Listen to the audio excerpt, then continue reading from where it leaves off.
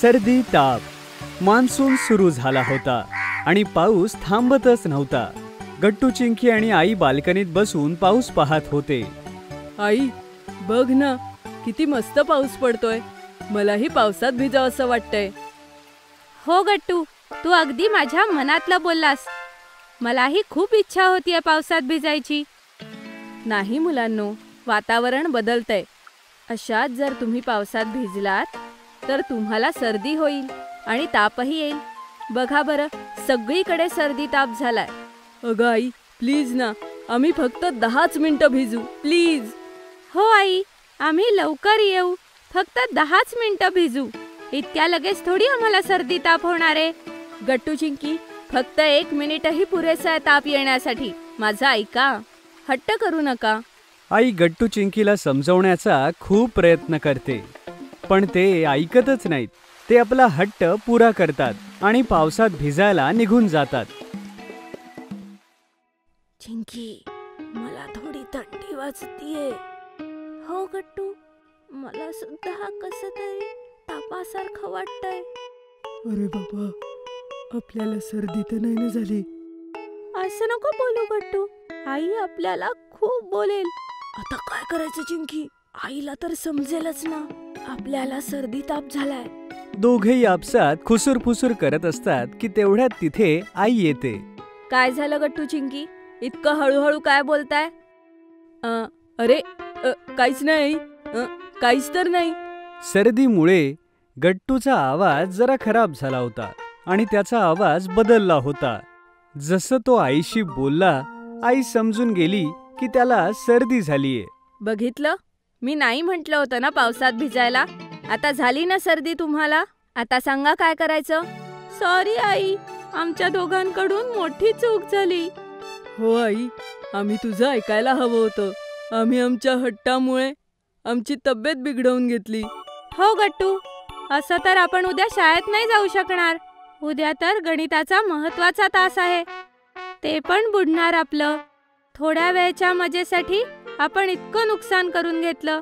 अरे मुलांनो, तुम्ही इतकाही ताण नका घेऊ. मी आहे ना. चला ठीक आहे, तुमच्याकडून चूक झाली.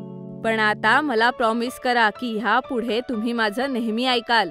तरच मी तुम्हाला तुमच्या सर्दी तापाचं औषध सांगेन. Promise I. पण आई, आता तू लवकर आम्हाला सांग की आम्ही काय करू ज्यामुळे आमची तब्येत बरी होईल. हो आई, प्लीज लवकर सांग ना, मला खूप काळजी वाटतेय. मुलांनो, मी तुमच्यासाठी माझा स्पेशल सर्दी तापाचा काढा बनवते, ज्यामुळे सकाळपर्यंत तुमची सर्दी एकदम गायब होऊन जाईल. काय खरंच आई? असा काही काढा असतो का? तर काय चिंकी, आई आहे तर सगळं शक्य आहे. आईचं बोलणं ऐकून गट्टू आणि चिंकी सुटकेचा निश्वास टाकतात.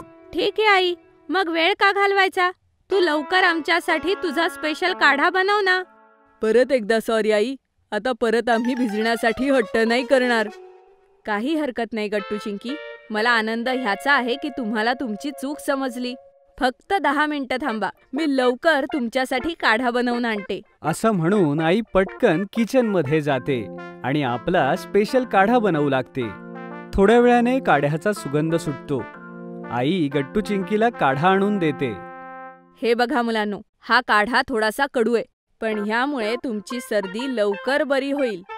गट्टू, चिंकी खराब टेस्ट आहे हे ऐकून थोडेसे घाबरतात, पण ते हिम्मत करून सगळा काढा संपवतात. ह्याची चव तर अजिबात चांगली नाहीये.